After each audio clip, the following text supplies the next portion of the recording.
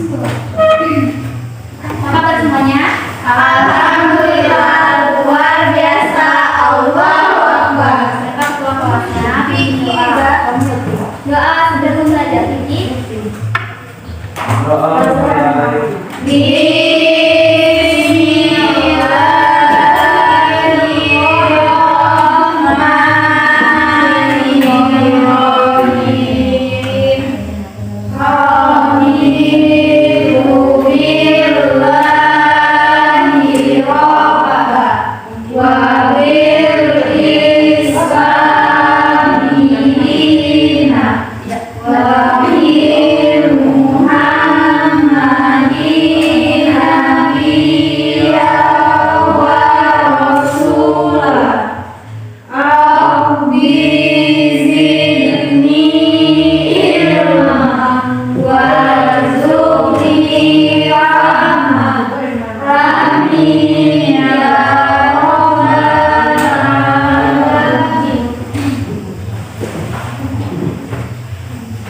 Sehat semuanya?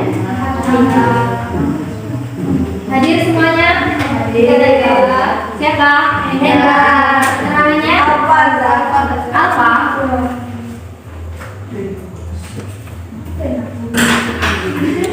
Vicky, bantuin Vicky.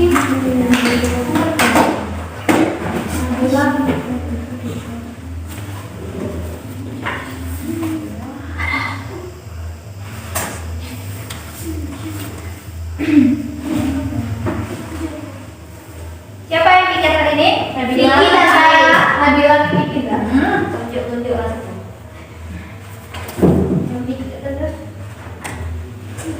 Ambil.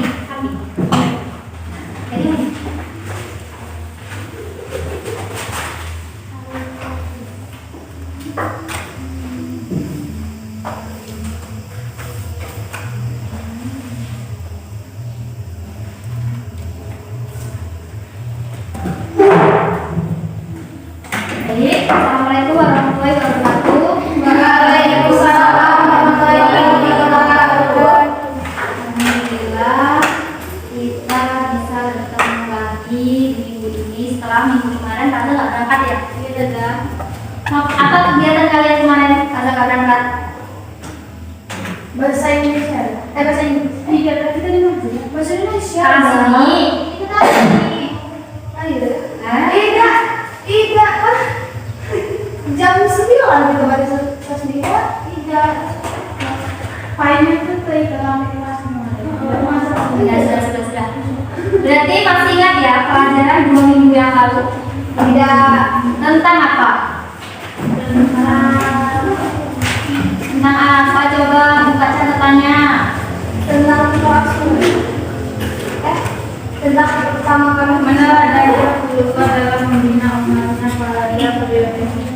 Ya, meneladani perjuangan Rasul di Mekah. Masih ingat ajaran-ajaran apa saja yang diajarkan Rasul ketika di Mekah? Ajaran-ajaran pokoknya? Masih ingat dah? Catatannya kan?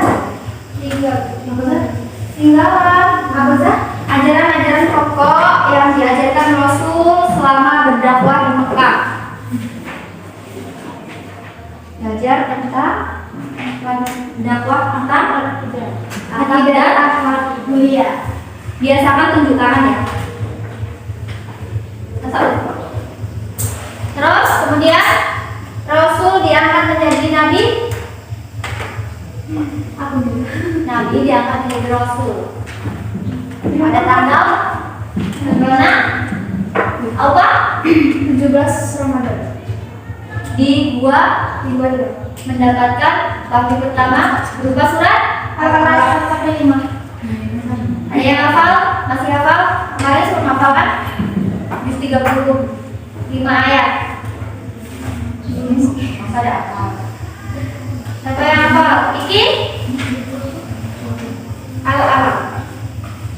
Wahyu pertama yang Allah turunkan kepada Nabi Muhammad di Gua Hira. Dihafalkannya apa? Jadi hari ini setelah kita mempelajari tentang dakwah Rasul di Mekah, kita lanjut ke materi terakhir ya. Minggu depan kita ulangan semester ya. Ini materi kita terakhir. Meniti hidup dengan kemuliaan.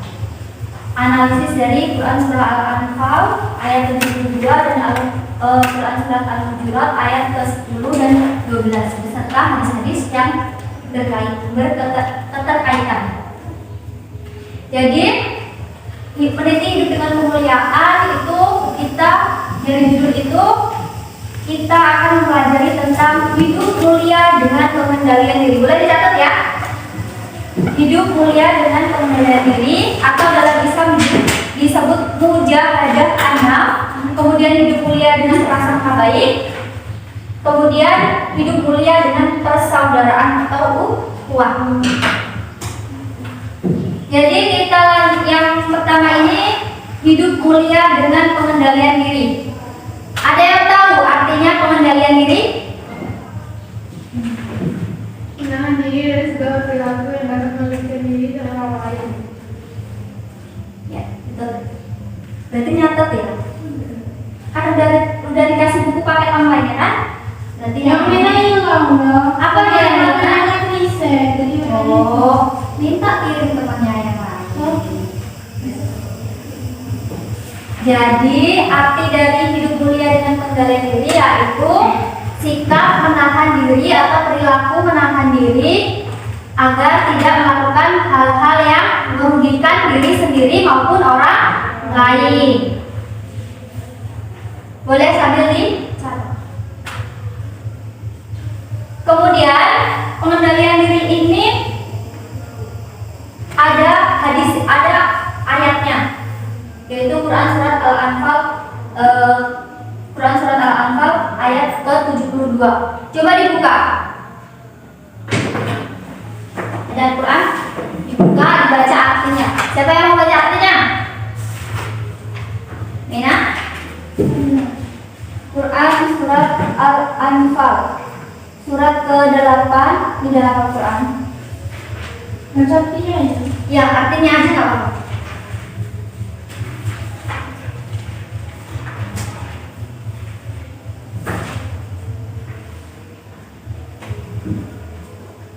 Sesungguhnya orang yang beriman dan berjihad berhijrah serta berjihad dengan harta dan jiwanya, maka jalan Allah dan orang-orang yang memberikan tempat kediaman dan memberi pertolongan kepada umat diri, mereka itu satu sama lain saling melindungi. Dan tetap orang-orang yang beriman tetapi belum berhijrah, maka tidak ada kewajiban sedikit pun bagimu melindungi mereka sampai mereka berhijrah. Tetapi jika mereka meminta pertolongan kepadamu dalam urusan pembelaan agama, maka kamu wajib memberikan pertolongan kecuali terhadap kamu yang telah terikat perjanjian antara kamu dengan mereka, dan Allah melihat apa yang kamu kerjakan. Apa maknanya? Ada yang tahu? Jadi dari Quran surat Al-Anfal ini dapat kita analisis bahwa di dalam isi surat tersebut, ayat tersebut itu terdapat 3 golongan orang, yaitu yang pertama itu muhajirin. Apa itu muhajirin? Ada yang tahu? Itu muhajirin. Muhajirin itu kaum yang oleh Allah itu diberi derajat yang tinggi dan mulia. Karena orang-orang muhajirin ini adalah sebutan bagi orang-orang yang berhijrah dengan Nabi dari Mekah ke Madinah. Jadi dia meninggalkan Mekah demi berdakwah, ikut Nabi berdakwah di Madinah, rela mengorbankan dirinya dan hartanya ke jalan Allah. Itulah sebutan dari muhajirin. Jadi alasan Nabi hijrah dari Mekah ke Madinah itu alasannya yaitu untuk menghindari penyiksaan atau tindakan kekerasan dari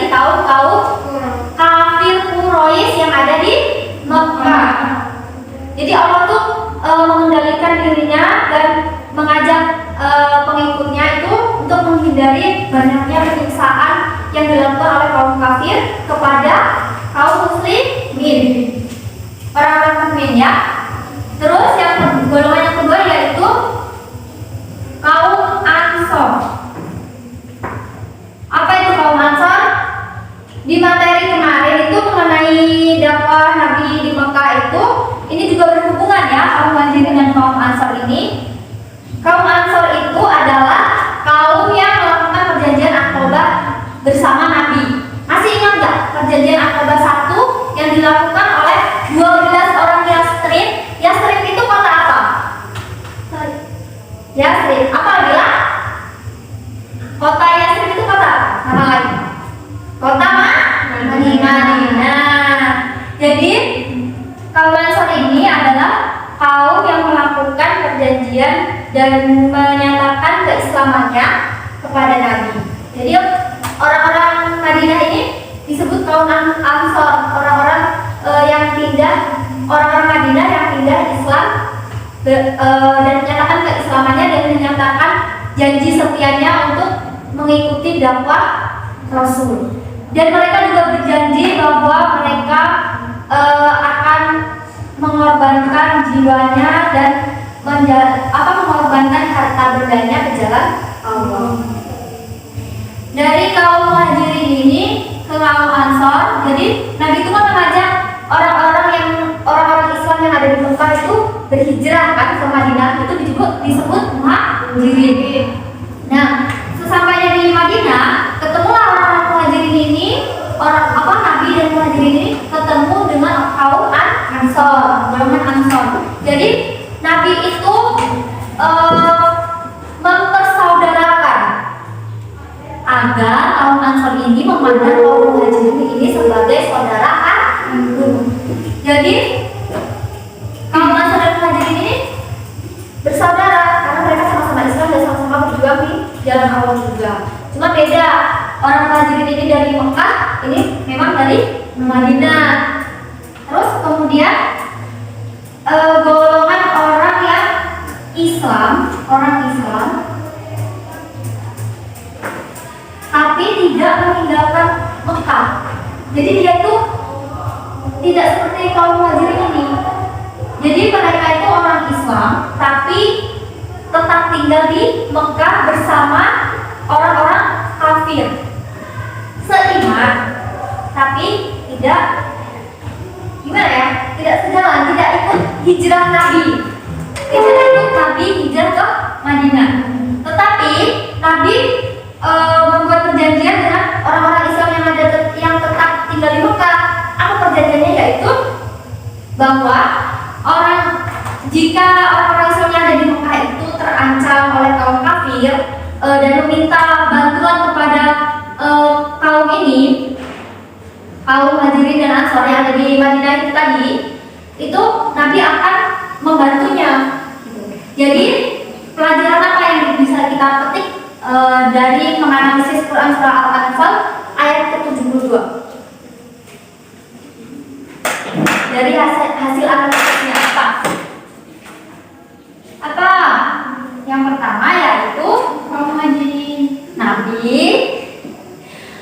mengendalikan diri atau menghindari dari penyiksaan kaum kafir. Itu tadi hidup mulia dengan pengendalian diri.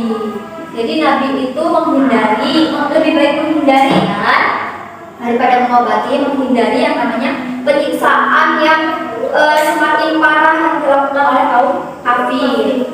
Ya. Terus yang kedua yaitu tentang persaudaraan. Ada juga di ayat ini dijelaskan tentang persaudaraan, yaitu tadi kaum Muhajirin dan kaum Ansor.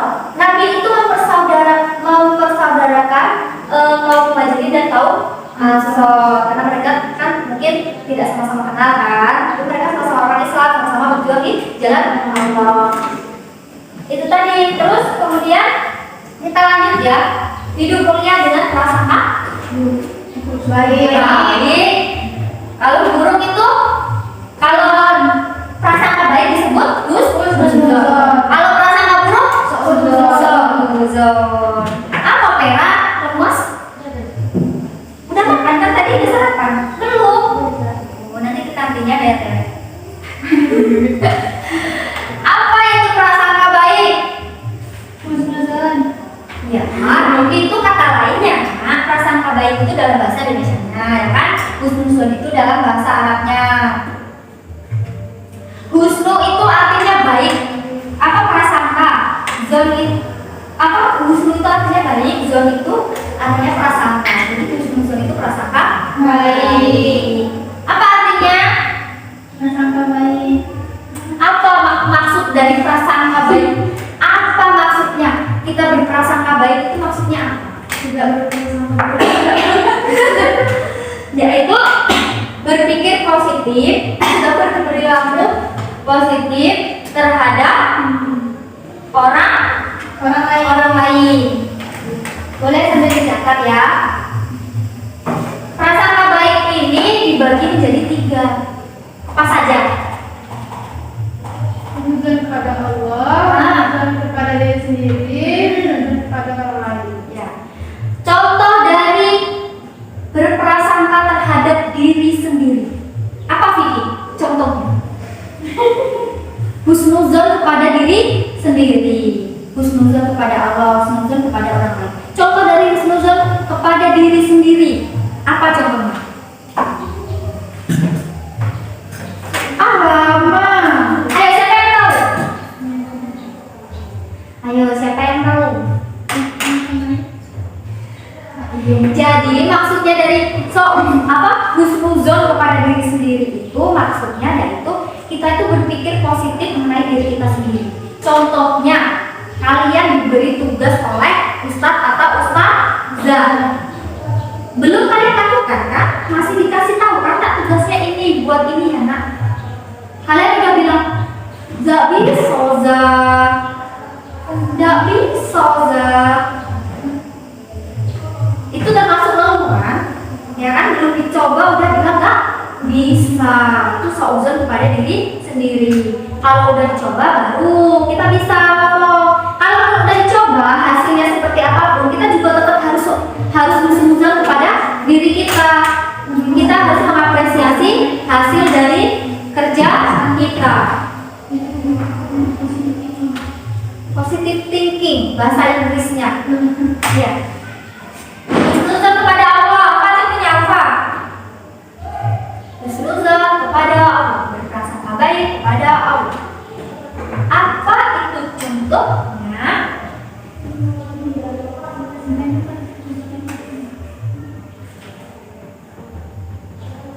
Ayo, apa? Contohnya yaitu misal kalian tuh di jalan naik motor ya, jalan mau ke sekolah. Tiba-tiba ban motor kalian kok bocor. Apa yang akan kalian lakukan? Apa yang akan kalian lakukan? Tidak mungkin kan? Pasti ngomongnya siap kan? Astagfirullahaladzim. Astagfirullahaladzim. Semoga Allah mengampuni. Jadi ketika kita terkena musibah atau terkena ujian, itu termasuk musibah kan? Ujian dari Allah kan? Kita harus tetap husnuzon kepada Allah bahwa di balik ujian ini, di balik musibah ini ada hikmahnya. Itu contohnya berprasangka baik kepada Allah. Contoh husnuzon kepada orang lain. Pernah kan kalian pasti seuzon ke teman kalian? Nggak taunya faktanya nggak kayak gitu. Pernah kan? Apa contohnya? Vera? Apa contoh dari berprasangka baik kepada orang lain atau teman atau saudara? Apa? Kamu masih harus minta katakan nih. Apa ya? Contohnya? Contohnya apa? Contohnya ada kata-kata. Contohnya yaitu seumpama kalian ada jadwal piket kan? Ada jadwal piket. Pagi-pagi memang piket kan? Udah tuh piket memang. Gak taunya Alfa tuh datangnya tuh agak siang. Pas masuk kelas kok masih kotor, kok masih ada ini jejak kucing. Padahal memang udah piket,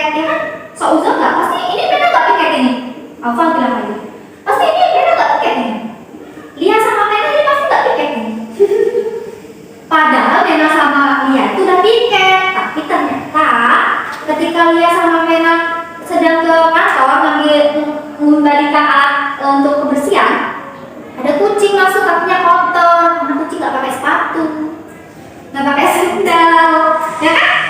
Nah, itu termasuk berprasangka buruk kepada orang. Contoh berprasangka baiknya, ya kita positif thinking aja. Mungkin ada dipikir, mungkin kucingnya masuk atau turun dari plafon, lompat, ya kan? Apalagi contohnya? Sampai sini ada yang ingin ditanyakan? Dari yang pengendalian diri dan prasangka baik? Ada yang ingin ditanyakan? Ada yang ingin curhatkan? Tidak? Lanjut ya. Hadis atau ayat mengenai prasangka baik. Quran surat Al-Hujurat ayat 12. Coba buka. Vera, bacakan artinya saja.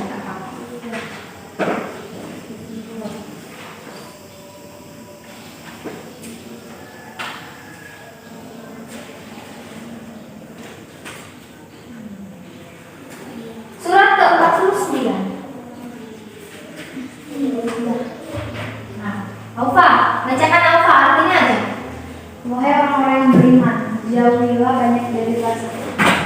Jauhilah banyak dari prasangka. Sesungguhnya sebagian prasangka itu dosa. Dan janganlah kamu mencari kesalahan orang lain. Dan janganlah ada di antara kamu yang menggunjing bagian yang lain. Apakah ada di antara kamu yang suka memakan daging saudaranya yang sudah mati?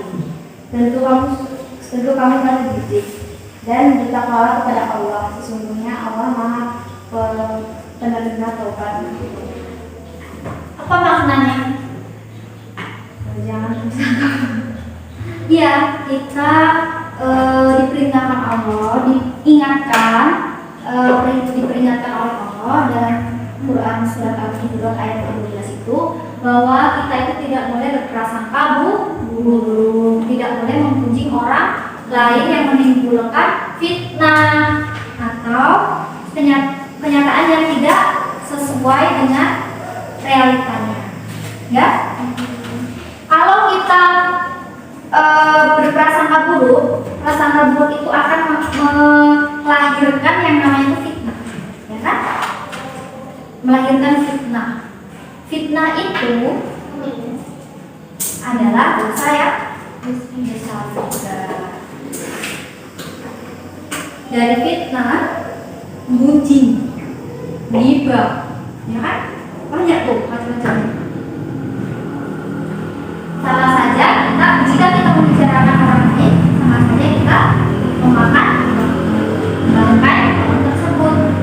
Bukan sekarang, nanti pada saat kita dihidangkan makanan berupa bangkai teman kita yang kita udah sakiti mereka dengan berprasangka buruk kepadanya, kemudian memujinya, membicarakannya yang tidak hal-hal yang tidak benar, ya kan?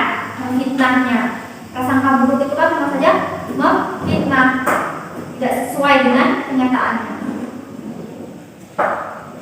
Kemudian ada hadis mengenai berprasangka baik. Hadisnya yaitu jauhkanlah, boleh catat, jauhkanlah dirimu dari berburuk sangka, karena sesungguhnya berprasangka buruk sangka, karena sesungguhnya berprasangka itu adalah perkataan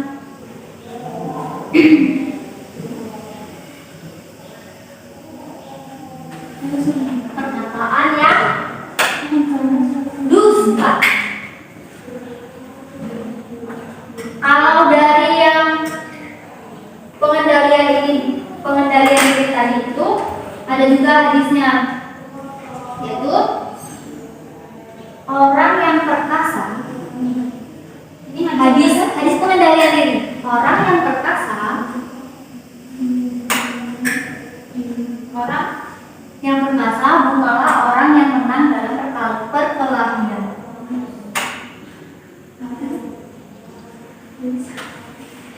Hadis yang pertama, hadis komentar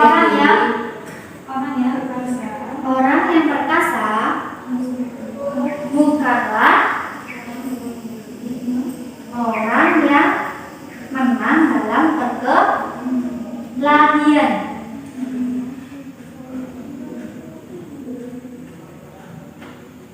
Yang menang dalam perkelahian. Nanti yang buat soal itu taza loh. Jadi kalau taza, nah cari ini materi ini, cari yuk untuk belajar kalian. Pokoknya nilainya harus bagus.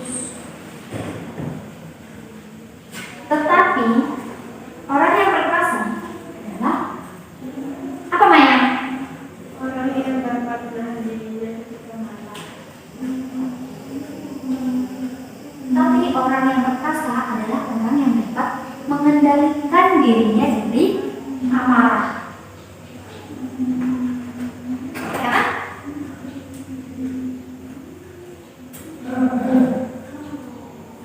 Orang dapat apa sih? Menahan dirinya. Orang yang dapat menahan dirinya, mengendalikan dirinya dari sifat marah, dari amarah. Vicky nyatet kan Vicky?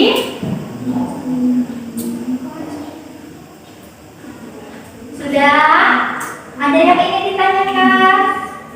Atau yang ingin curhat? Ayo, siapa yang mau tanya tentang materi yang dua tadi? Hidup mulia dengan pengendalian diri, hidup mulia dengan prasangka baik.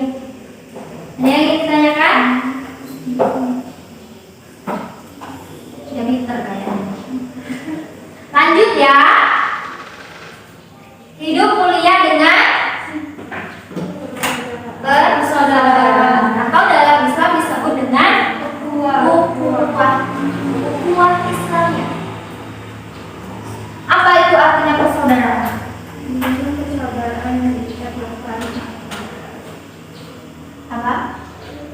Dimaksudkan persaudaraan yang diikat oleh tali akidah sesama muslim dan fungsi kemanusiaan Sesama makhluk. Ya, betul. Jadi persaudaraan itu bukan karena semata-mata saudara kandung, karena sedarah, ya, sebapak, seibu, enggak. Tapi karena dua hal, yaitu saudaraannya dua hal.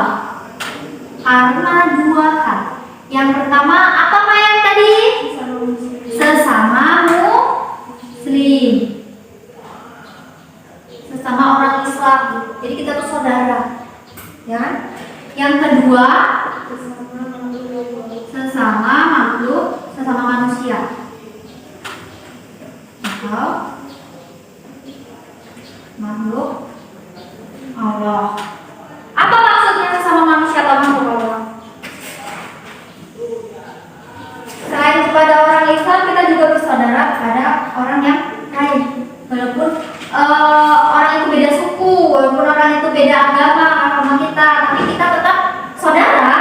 Kita saudara karena apa? Karena kita sama-sama manusia, sama-sama makan nasi. Ada yang makan batu di sini? Enggak kan? Apalagi ya? Dua hal. Analisisnya buka Quran surat Al-Hujurat ayat 10.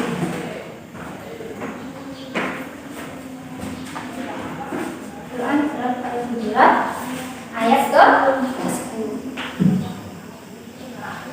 Siapa yang mau baca? Era?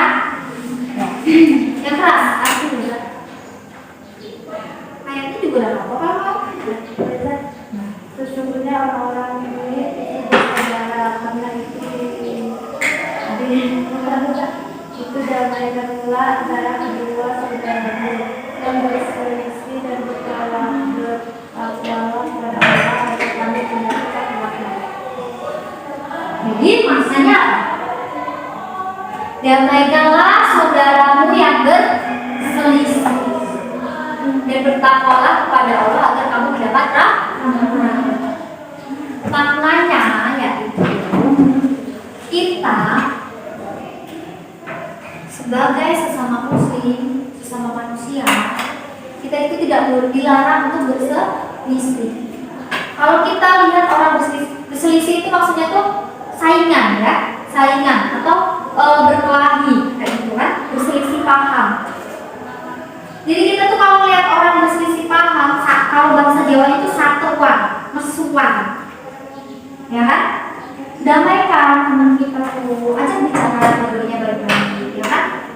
Damaikan, perbaiki hubungannya yang rusak. Kalau akan masalah Apa nak? jadi tambah masalah. Kalau tambah masalah itu tinggal penyelesaiannya gimana? Misal, Mena ini marah sama Lia, atau Maya marah sama Pera. Maya tuh marah sama Pera karena Maya apa? Pera tuh minjem Peranya sih. Pera hilang. Terus Maya tuh marah sama Pera tuh. Jadi kan berselisih paham kan? Si ininya juga keras kepala. Kan hilang aku sengaja. Nah, si Mena tahu si Maya sama Pera itu lagi berselisih paham, lagi marahan, lagi berkelahi, bertengkar. Mena cari solusi. Gimana ya? Maya, kamu ini kenapa? Itu karena jika datang, apa iya? Terus Mena ceramah di depan mereka. Keluarkan hadisnya, keluarkan dalilnya, ya kan? Keluarkan Quran surat Al-Hujurat ayat ke-10 bahwa kita ini dilarang untuk berselisih paham. Kita ini tidak boleh, kita ini sesama manusia, sesama muslim itu, kita ini saudara ya kan? Tidak boleh, ya kan? Ada hadisnya.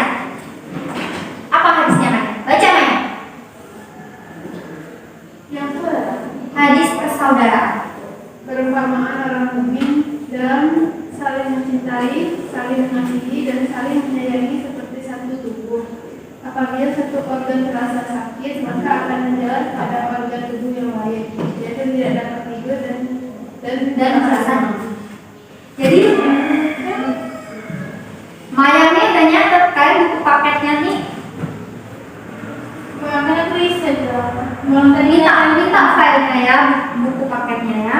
Jadi dari hadis itu dapat kita ambil petik hikmahnya dari itu, dari hadis itu ya, bahwa ketika seorang muslim itu sakit hati, misal sakit hati atau apa itu karena dicemooh atau dihina atau dimusuhin gitu, kita tuh juga harus merasa sakit gitu. Kita tuh juga akan merasakan sakitnya gitu. Contoh kasihan banget sih, misal seumpama si Bila ini temenan udah lama sama Alfa nih diejek sama si Piki, katanya Alfa nih terlalu putih. Terus si Bila ngatain si Alfa, apa kamu sama Alfa? Melihat Alfa sedih kan, dikatain sama Piki. Akhirnya si Bila juga ikut sedih, ya kan? Nah gitu contohnya. Ada lagi yang tahu contohnya dari makna hadis itu tadi? Seorang muslim itu jika melihat muslim yang lain sakit, sama dengan organ tubuh kita, ya kan? Tangan ada yang sakit, kepala nih. Perut yang sakit, mata yang rebutan, ya kan? Iya, jadi kita sesama muslim, sesama manusia, sesama makhluk ciptaan Allah itu harus bersaudara, tidak boleh memandang yang namanya suku, bangsa, budaya, ataupun ras. Ya kan? Ayo, ada yang ingin ditanyakan? Tidak, udah paham? Udah paham? Minggu depan kalian ujian semester loh.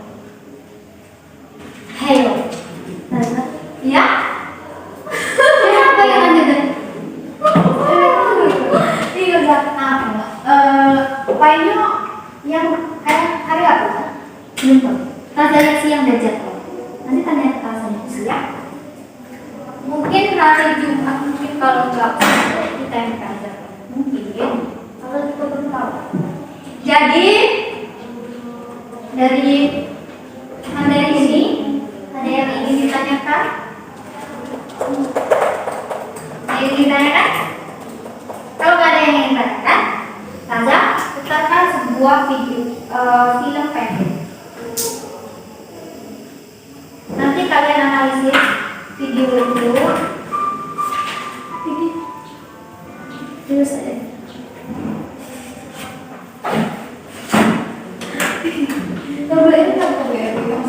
Ya, ini kelihatan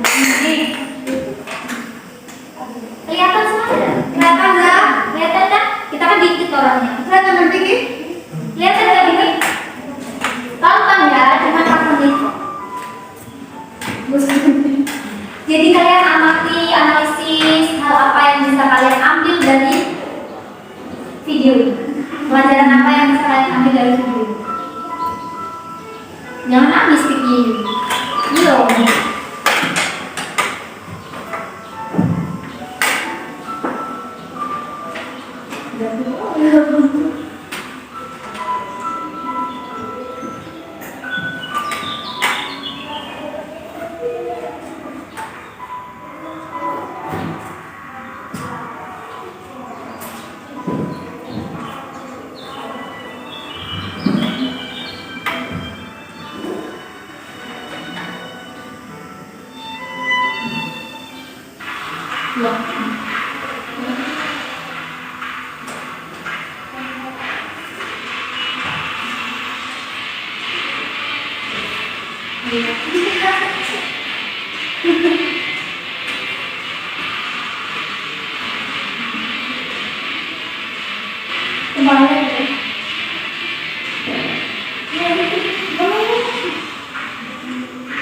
Santai ya, Mama.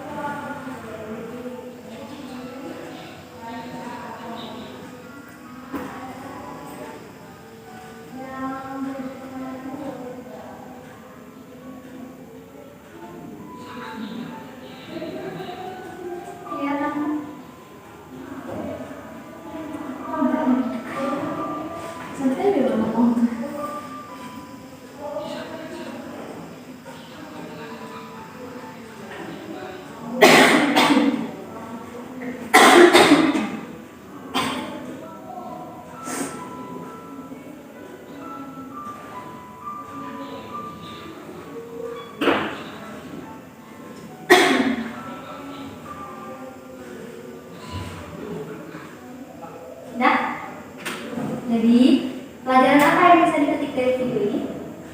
Jika orang berbuat jahat kepadamu, Tunjuk tangan. Apa Mena? jika orang berbuat jahat kepadamu, janganlah membalas dengan perbuatan jahat. Tapi balas dengan perbuatan Baik. Agar kenapa? Agar melakukan yang namanya persaudaraan. Jadi Dari video ini dapat kita ambil 3 pelajaran. Di mana 3 materi ini tadi ada semua di video. Yang pertama, pengendalian diri. Jadi bapak itu tadi naik motor disenggol kan sama bujangan. Kebut-kebutan kan bujangannya tuh berdua sama temennya disenggol sengaja, apa nggak tahu kan? Padahal itu jalan raya, jalan umum, milik kita bersama ya kan? Nggak boleh main kayak gitu serakah kayak gitu kan nggak boleh kan? Jadi pelajaran yang pertama itu tentang pengendalian diri. Bapak itu sabar banget ya kan?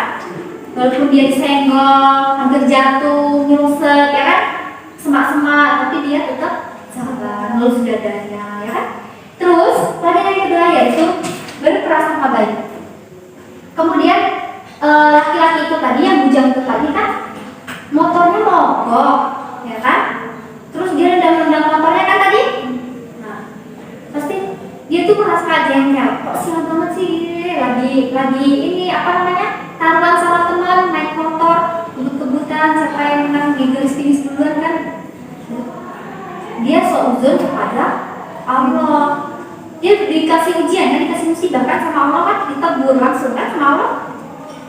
Tapi dia tidak berprasangka baik sama Allah. Wah, di balik musibah itu dia tuh ada hikmahnya. Hikmahnya apa? Itu tadi bapak itu tadi lihat dia motornya mogok di pinggir jalan, dibantuin terus akhirnya temenanlah mereka ya kan? Iya, hikmahnya itu tadi biar bapak itu tadi tidak gimana ya, kalau menurut Azab bapak itu tadi nolong dia anak itu tadi dikasih musibah sama Allah itu tadi berupa motor mogok, biar ketemu sama bapaknya kan, biar mereka salaman itu menggugurkan dong dosa. Kalau kita ketemu teman, ketemu ustazah atau ketemu guru-guru kita yang dulu SD atau SMP, salaman guru, jangan malah. Ada sebagian orang tuh kalau ketemu orang yang teman lama atau guru lama SD atau SMP tuh itu malah sembunyi.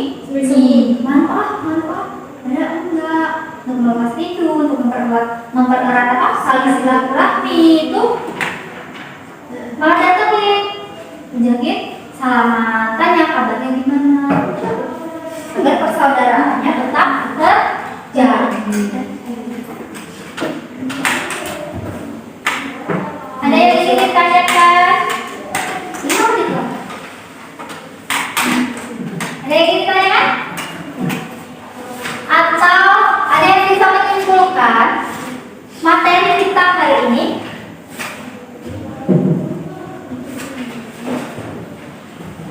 Ada?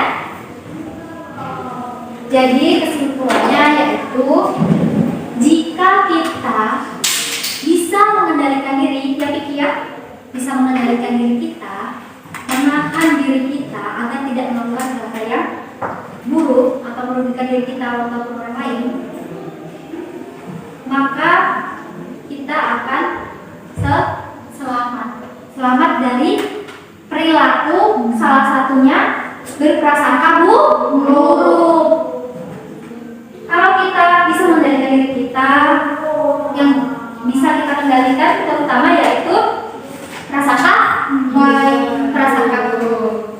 Ya, prasangka buruk yang ada dalam diri kita, setiap orang tuh pasti punya lah pikiran buruk itu ke orang lain. Tapi kalau kita bisa kendalikan hal itu supaya hal itu nggak terjadi, tapi malah diubah ke prasangka baik, positive thinking aja sama orang ya, sama Allah tuh positive thinking aja. Apalagi kalau dikasih tugas bisa optimis. Contohnya itu kita bersikap optimis itu termasuk juga berprasangka baik ke diri sendiri. Terus kalau kita bisa berprasangka baik ke orang lain atau ke Allah atau diri kita sendiri, kalau kita bisa berprasangka baik ke diri kita sendiri, maka hati kita akan tenang, damai, baik. Ya betul, baik, damai hati kita. Ya kan? Nggak sibuk ngurusin orang dengan berprasangka baik ke orang lain, ya kan? Kalau kita berprasangka baik ke orang lain, maka akan melahirkan yang namanya persaudaraan. Itu tadi, dalam pertemanan itu pasti ada selisih paham, ya. Tapi mengendalikan yang namanya prasangka buruk itu tadi. Kita berprasangka baik aja ke orang itu supaya persaudaraan kita tetap terjalin, silaturahmi kita tetap erat. Jadi itu saja mungkin materi hari ini. Persiapkan ujian semesternya. Pokoknya Taza berharap kalian nilainya baik, bagus, baik. Ya, lebih baik daripada yang kemarin. Ya, apa? Tiga apa? Ujiannya Kalau di Prosem itu Taza lihat itu materinya tuh dari bab 45. Nah, kalau misalnya kalau tidak salah terakhir yang kemarin itu kalian belajar tentang wujud, ya kan? Bab 3 456 kalau tidak salah ujian semesternya. Tapi nanti Taza share lagi ya kisi-kisinya, kan ada kisi-kisinya. Minggu ini kita minggu terakhir kan. Seharusnya minggu kemarin itu Taza mau materi terakhir ini kan, tapi Taza sakit. Kalian juga ada acara tasbih di masjid. Tidak belajar kan kalian? Nah, terus pasnya dia kita ya Taza sakit, ya kan? Allah kasih jalan lain biar kalian tuh nggak kosong. Ya kan? Ya? Jadi terus berharapnya Taza tuh minggu ini tuh udah kasih kalian kisi-kisi untuk ujian semester. Tapi berhubung kemarin Taza nggak bisa berangkat, jadi hari ini materi terakhir. Nanti kisi-kisinya Taza kasih, pokoknya setelah input soal, Taza kasih kisi-kisinya ke kalian. Ya, Taza share ke kalian ya. Biar kalian belajar di rumah. Buku paketnya kan kalian nggak ada ini. Buku paket online Taza kirim aja ya. Daripada ngosong, nggak ada paket kan udah lama tuh, nggak ada paket kosong kan, daripada dengerin musik atau sambil dengerin musik sambil belajar di HP ya kan. Dan itu saja ya yang bisa Taza sampaikan hari ini. Terima kasih waktunya. Taza minta maaf kalau ada kata-kata yang Taza yang salah atau terlepas. Semoga pelajaran hari ini bisa bermanfaat bagi kalian. Amin. Dan Taza minta ampun kepada Allah kalau Taza tuh ada salah omong. Manusia itu nggak ada yang sama. Manusia itu tempat salah dan hilang. Jadi pelajari lagi materinya di rumah. Sudah cukup sampai di sini. Sebelum Taza akhiri, silakan berdoa.